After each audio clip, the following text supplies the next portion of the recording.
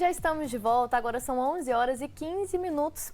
Startups, provavelmente você já ouviu falar desse termo, né? Que tem se tornado cada vez mais comum. Ele se refere a um tipo de empresa ou modelo de negócio que alia tecnologia e inovação. Mas para explicar direitinho para a gente o que é e como funciona uma startup, está aqui com a gente ao vivo nessa manhã a Débora Marques, que é gerente de planejamento e gestão do Centro Regional de Inovação e Transferência de Tecnologia, o CRIT, da Universidade Federal de Juiz de Fora. Bom dia, Débora. Bom dia, é um prazer estar aqui com vocês. Obrigada pelo convite. Nosso. Obrigada. Vamos começar então explicando o que é startup, de fato.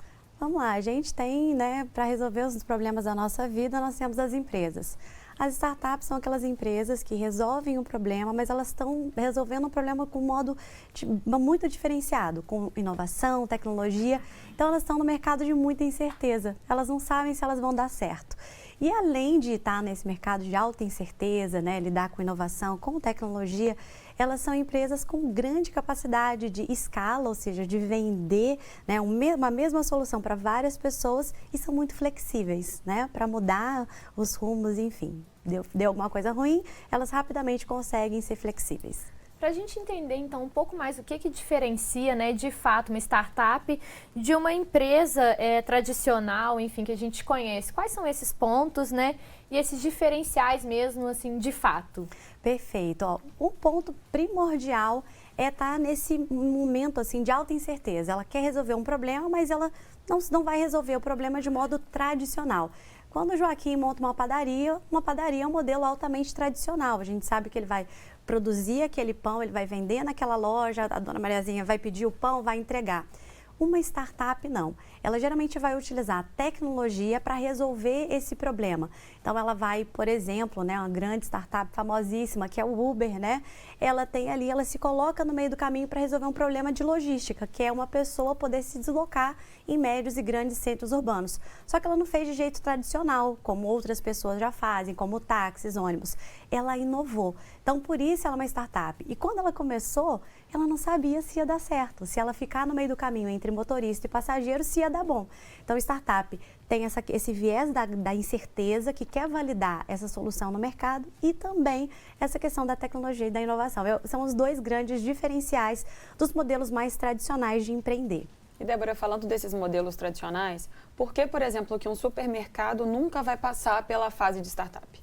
Porque, na verdade, ele tem uma base tradicional, ou seja, ele resolve o problema do mundo real de um jeito já consolidado. A incerteza é muito pequena, Então, quando você tem uma rede varejista que tem supermercado, ela trabalha numa mesma modalidade.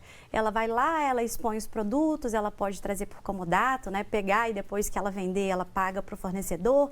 Ela já tem um modo tradicional de vender, de criar, gerar e entregar valor para o cliente. Por isso que nunca vai ser uma startup, A não ser que ela tenha ali um jeito diferente de resolver o problema de quem vai no supermercado. Aí ela pode abrir um braço, que a gente chama de spin-off, que é um braço de uma empresa que já existe para ela poder inovar. Mas é porque a base do próprio negócio, que é o jeito de criar, gerar e entregar valor, é de base tradicional. Quando a gente fala então de startup, essa questão ela está baseada, atrelada ao nível de incerteza. Exatamente, É isso, nível de certeza e uso de tecnologia. Por quê? Problemas nós temos aos montes, Todo dia a gente tem um problema. Quando um empreendedor, uma empreendedora fala assim, olha, eu posso resolver esse problema. Ele pode usar a mesma base, várias pessoas já resolvem um problema desse mesmo modo. Então, ele está no modelo de negócio tradicional. Ou ele pode ter um outro olhar e dizer, não, eu vou resolver esse problema aqui fazendo diferente ou trazendo um novo. Aí nós estamos falando de um ambiente de startup, porque ele vai validar, pode ser que dê bom, pode ser que dê ruim. Então, esses são os grandes diferenciais, perfeito. Débora, ficou claro então que existem dois pilares aí super bem definidos, que é o da inovação ligado à tecnologia e o da incerteza. E a incerteza ficou bastante em destaque da sua fala. Isso. O que faz então uma pessoa querer iniciar uma startup, sendo que essa incerteza é tão assim presente, Porque realmente tem que ter coragem, Tem que ter coragem. Mas o lado bom dessa história, é quando você está numa praia. Se essa praia está deserta, você vai chegar lá primeiro. A chance de você tomar água, ter a aguinha mais limpinha, tudo mais tranquilo, favorável, é muito maior do que quando você vai numa praia muito cheia. Essa é a grande sacada. Quando você, né, resolve buscar uma solução para um problema de jeito novo ou significativamente melhorado, né, que é o cerne do que é inovação, você, obviamente, tem uma incerteza maior, mas se der bom, os seus lucros vão ser maiores. E aí a gente nunca viu empresários e empresárias tão ricas quanto os donos das startups, que hoje já são grandes empresas, né? Por quê? Porque quando você consegue resolver esse problema de modo diferente, as pessoas vão atrás de você, porque você está brilhando em vida, literalmente, né? Você está oferecendo algo que elas não vão encontrar em outras pessoas. Então, a sua oferta de valor, ela é diferenciada. E aí o consumidor, a consumidora eles percebem isso e vão comprar de você em detrimento de outros modelos tradicionais. Vamos pensar no exemplo que eu já estou dando do Uber versus táxis. Quem pede táxi hoje, quem pede Uber? Muito mais gente pedindo Uber exatamente por quê? Preenche o vazio no peito de modo muito melhor. Então, esse risco aí, né, é a análise do custo-benefício. E aí a gente tem estratégias para mitigar, tentar minimizar esse risco que existe, né? Mas se der bom, é muito maior, é muito melhor a chance de lucro. E você vai conhecer agora uma startup do ramo de construção civil que participa do processo de incubação de empresas do CRIT da UFJF.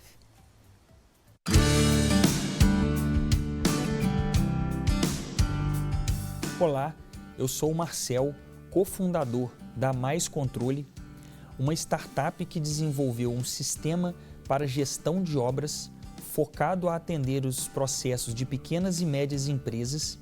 E hoje vamos falar sobre como a tecnologia tem revolucionado o mercado da construção civil e trazer dicas do que fizemos para chegar até aqui.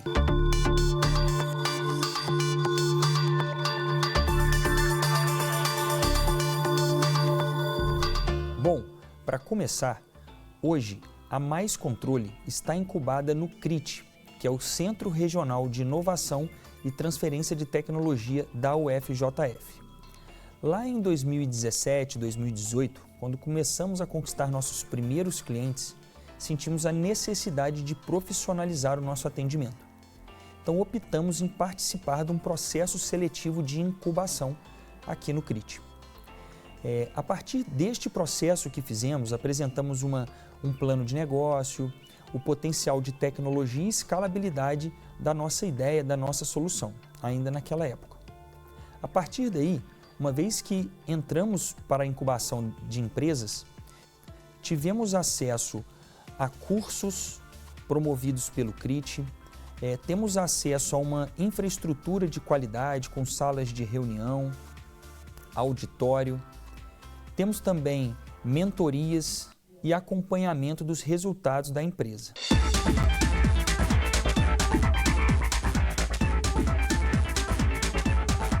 Enxergamos a oportunidade de incubar a Mais Controle no CRIT devido aos desafios que vivenciamos na época em relação ao desenvolvimento da nossa solução, visto que trabalhamos com pesquisa e desenvolvimento de software de gestão integrado. Além do mais, ao contactar os nossos clientes ou oportunidades comerciais, a gente precisava de encontrar credibilidade para nos apresentar para esses clientes, visto que é uma solução, nós éramos até então uma solução nascente e com clientes espalhados pelo Brasil, sendo pequenas empresas. Então, estando incubados no CRIT, além do apoio a treinamentos, no acompanhamento da empresa, nós dessa forma podíamos passar maior credibilidade também para os nossos clientes.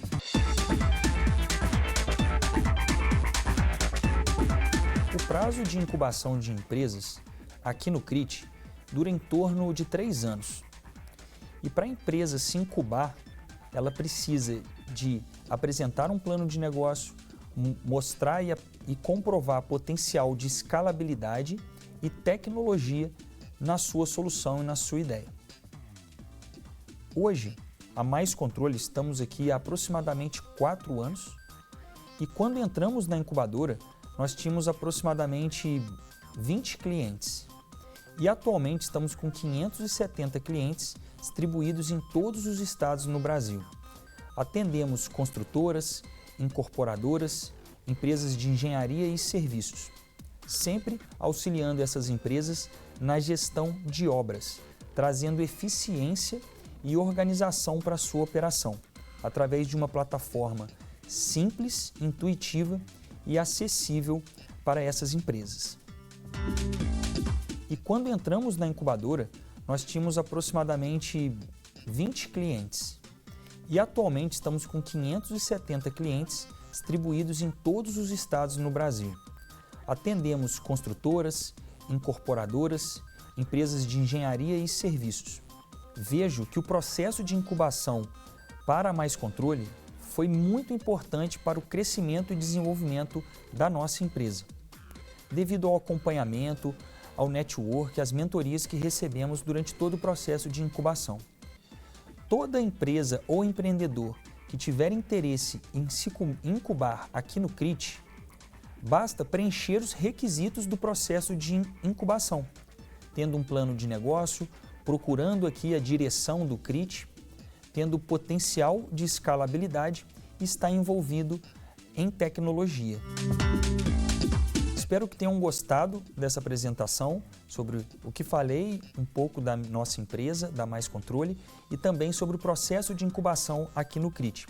Convido vocês a visitarem o nosso ambiente, a nos procurarem aqui no CRIT da Universidade Federal de Juiz de Fora, a conhecerem os nossos escritórios e a participarem também do processo de incubação.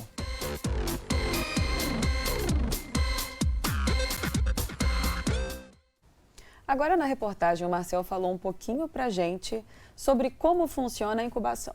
Quem ficou interessado como fazer para participar, tem algum processo seletivo ou edital, Débora? Conta pra gente. Tem sim, muito bacana, né? É muito legal, um ambiente muito bacana para a gente poder fazer as empresas crescerem. E para participar de uma incubadora, né? Como é que a gente tem no CRIT, precisa, primeiro ponto, ser uma empresa. E precisa também ter inovação ou ter tecnologia. Né? Ter inovação é trazer um produto, um processo, um serviço, uma inovação em marketing, organizacional, ou um produto, né, especificamente inovador, como esse que a gente vê, como no caso da empresa aí Mais Controle. Para participar, a gente tem um edital, esse edital ele é de fluxo contínuo, ou seja, Bárbara, em qualquer momento, quem quiser participar pode se habilitar. Para poder entrar na nossa incubadora, que é de base tecnológica, né, que tem que ter uma tecnologia envolvida, é só você mandar uma proposta, um preenchimento de uma proposta bastante simplificada, tá? Que você apresenta os principais pontos do negócio, depois vai ser formada uma banca e você apresenta o plano de negócios, né? O que é o seu modelo, como que funciona, que problema que você resolve, o mercado que você tem. E essa banca vai avaliar, né, esses critérios de inovação, vai avaliar o próprio perfil empreendedor, teu, do sócios, né, os sócios que você tenha. Então é muito simplificado e em qualquer momento a pessoa pode participar. Débora, então a gente viu que existem empresas, instituições, organizações que podem auxiliar sim nessa criação de uma startup, como é feito no CRIT na UFJF. E as duas principais são incubadoras e aceleradoras. Quais são as diferenças, assim, só para a gente deixar isso bem claro para o pessoal? Perfeito. Uma incubadora de empresas, né, usando essa metáfora do bebê que chega e ele tem riscos de não sobreviver se ele estiver no terreno inóspito, né? A gente numa incubadora apoia dentro de uma fase que pode ser de 1 ano e meio a 3 anos. Você ajuda uma empresa cedendo para ela um espaço físico e não só o espaço físico. Ela vai ter ali uma rede de conexões e networking. Ela vai ter também acesso a mentorias, consultorias, capacitações dentro de cada uma das fases e ela precisa evoluir em alguns pontos importantes para que ela possa chegar mais saudável no mercado. A aceleradora de empresas, ela tem geralmente um fluxo, um tempo menor, né? Ela pode ser de 6 meses a 1 ano, são para startups apenas que já estão, né, se movimentando, tracionando, né? A gente chama de tracionar, já estão se movimentando no mercado e elas vão ser aceleradas em que sentido? Exatamente, além de receber mentorias, mentores, capacitações, eles vão receber um aporte financeiro. Então, as aceleradoras geralmente são ambientes privados, né, grupos de investimento que se juntam para poder aportar recursos em startups que têm um alto potencial de mercado. Já as incubadoras, elas são mais abertas, geralmente são de órgãos públicos, como a universidade pública, né, que a gente atua aqui, e elas ajudam em fases específicas do negócio, mas elas não dão de modo assim, necessariamente, né, o aporte financeiro. Ótimo, Débora, deu para esclarecer, né, essa diferenciação entre incubadoras e aceleradoras. E a nossa entrevista está só começando. No próximo bloco, a gente continua essa conversa com a Débora e daqui a pouquinho a gente está de volta.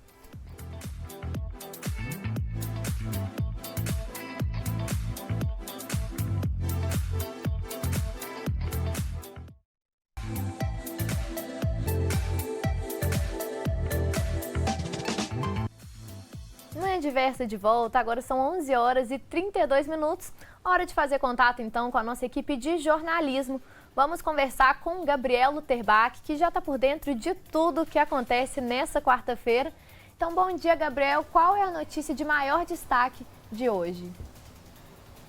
Bom dia, Roberta. Bom dia também para a Bárbara, para a Débora e ao pessoal de casa. A notícia de destaque do dia é que a Prefeitura do Rio de Janeiro confirmou o primeiro caso de varíola na cidade. É um homem de 38 anos, residente em Londres, que chegou ao Brasil no dia 11 de junho e já no dia seguinte procurou atendimento. O paciente está com sintomas leves, em isolamento domiciliar e sob monitoramento da Superintendência da Vigilância em Saúde. Ele teve contato com 5 pessoas e todas essas pessoas também estão sendo monitoradas. É o 4º caso confirmado no Brasil. Ao todo, são 2 em São Paulo, 1 em Porto Alegre e agora esse no Rio de Janeiro. E, Gabriel, hoje à noite tem Diversa em Rede. Quais são aí os principais pontos que você pode trazer para a gente? No Diversa em Rede, a gente vai falar sobre o Alexandre de Moraes ter sido eleito o presidente do TSE, o Tribunal Superior Eleitoral. A eleição, na verdade, é apenas uma formalidade, já que ele é o vice-presidente e agora vai assumir a presidência. Atualmente, o Eduardo Fachin é o presidente, né? Em agosto ele vai sair, então o Alexandre de Moraes vai assumir a Corte Eleitoral e vai ser, então, o responsável pela organização das eleições em outubro. O novo vice-presidente vai ser o Ricardo Lewandowski. E o Roberto e também a Bárbara, feriado eu sei que vocês não vão trabalhar porque a gente vai estar aqui fazendo Manhã Diversa amanhã. Mas na sexta-feira ou no sábado vocês vão viajar? Caso sim, vocês têm que tomar cuidado, porque durante o feriado é comum as pessoas viajarem, né? Então, no Diversa em Rede, a gente vai conversar com a PRF para poder saber, tomar algumas dicas, alguns cuidados que a gente precisa ter na estrada.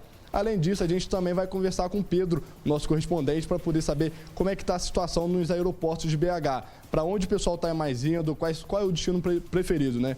Então, se vocês forem viajar, tomem cuidado, ainda mais na volta para Juiz de Fora. Para segunda-feira está todo mundo aqui apresentando Manhã Diversa. Esses destaques vocês podem conferir no Diversa em Rede, das 9 horas da noite até as 10 horas da noite, aqui na telinha da Diversa. Muito obrigada, Gabriel. Amanhã a gente está aqui firme e forte, trabalhando no feriado, porque jornalista não tem folga, não. A notícia tem que chegar para o pessoal de casa. Então a gente continua aqui.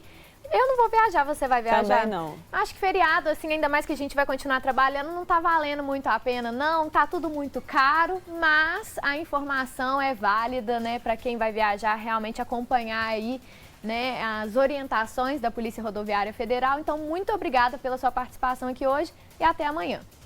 Obrigada, Gabriel. E aqui no estúdio a gente volta a conversar sobre startups com Débora Marques, gerente de Planejamento e Gestão do Centro Regional de Inovação e Transferência de Tecnologia, o CRIT, da Universidade Federal de Juiz de Fora. Débora, e volto te perguntando como que uma startup se sustenta financeiramente. Então, no início, geralmente ela é autossustentada, ela por ela mesma, os sócios, né, as sócias. E basicamente a gente trabalha muito no ambiente startup, como é um universo de alta incerteza, como a gente já vem falando, a gente trabalha muito com esse termo do Lean, que é o termo do enxuto. Então a gente adota sistemas de gestão, número de pessoas, uma cultura organizacional o mais enxuta possível, para aquela operação ela acontecer de modo rápido e de modo muito mais barato do que no modelo tradicional. Exatamente para que diminuir a incerteza. Então, se no modelo de negócio tradicional, né, a gente teria, né, vários setores, várias pessoas, quando a gente vai para um ambiente de startup, é pouquinha gente, é quase o equipe, né?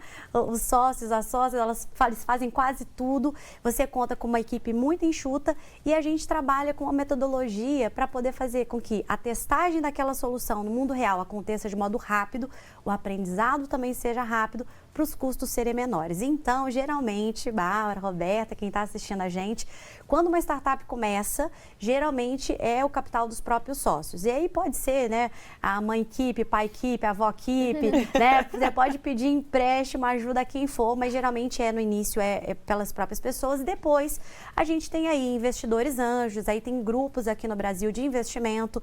E esse investidor anjo, né, usando também essa metáfora aí do anjo, é para, né, ajudar realmente nesse processo inicial, enquanto ainda não está vendendo muito.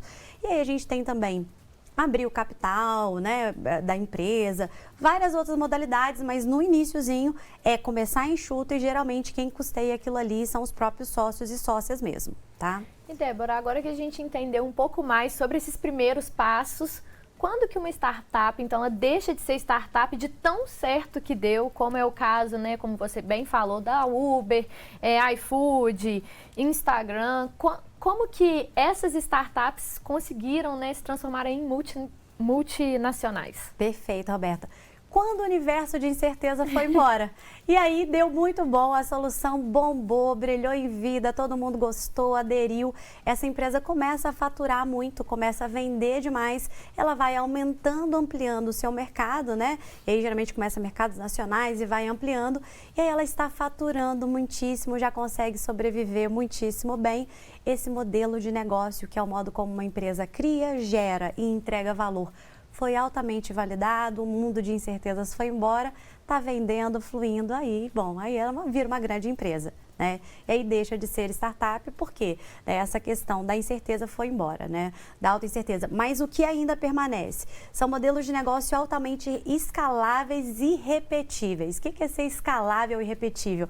É o coração de todo mundo que quer empreender. Por quê? Você tem ali o Joaquim fazendo pão. O pão que ele produz, ele é limitado. Então, eu produzo uma quantidade de pão, é a quantidade de pão que eu consigo vender.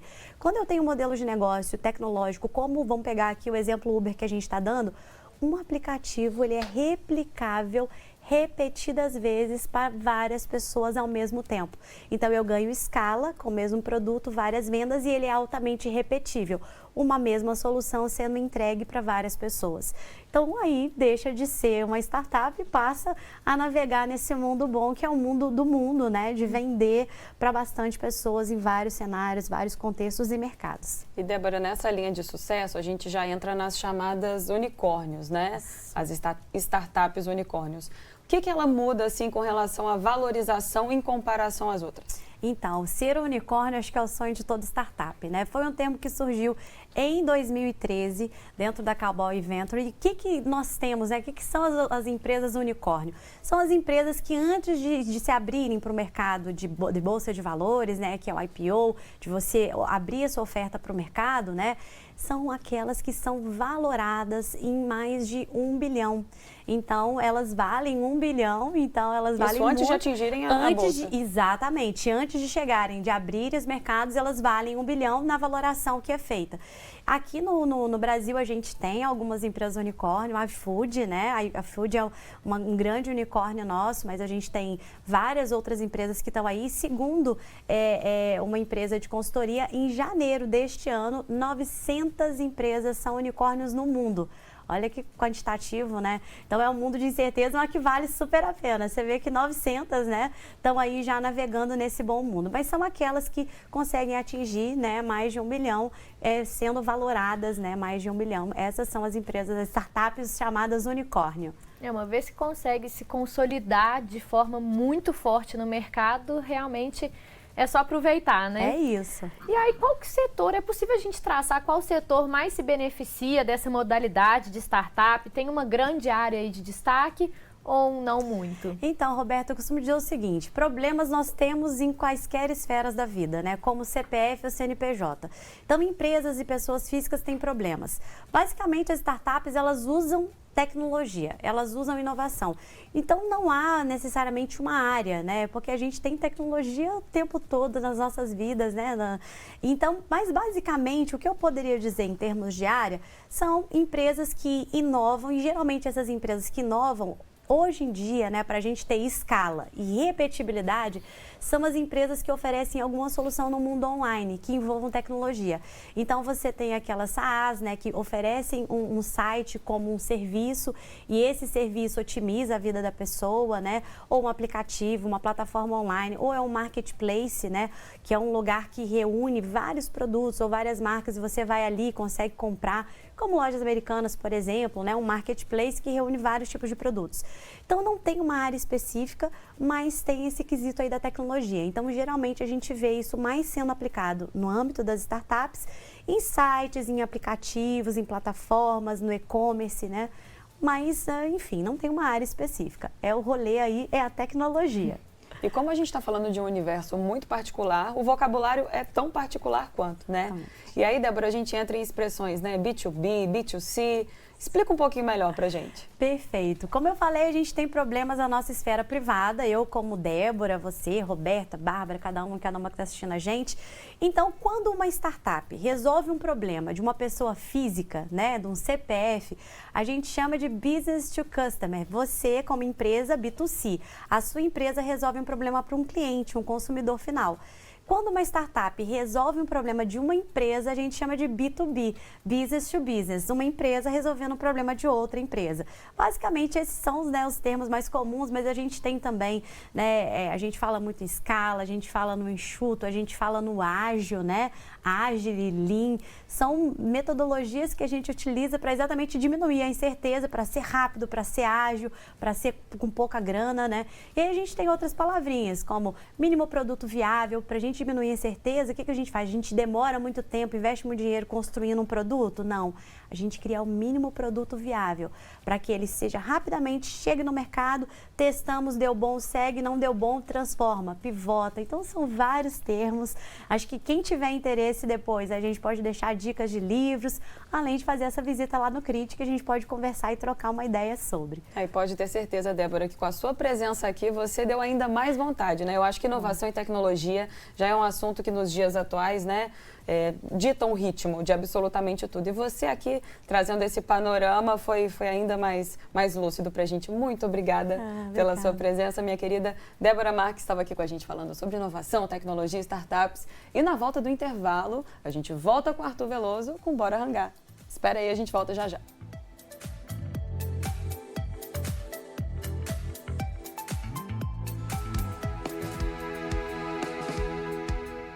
Os trabalhadores da saúde com 18 anos ou mais que moram na cidade de Belo Horizonte já podem tomar a 4ª dose da vacina contra a Covid-19. Vão ser imunizados aqueles que tomaram a 3ª dose há pelo menos 4 meses. Para se vacinar, os trabalhadores precisam apresentar cartão de vacina, carteira de identidade e comprovante de trabalho.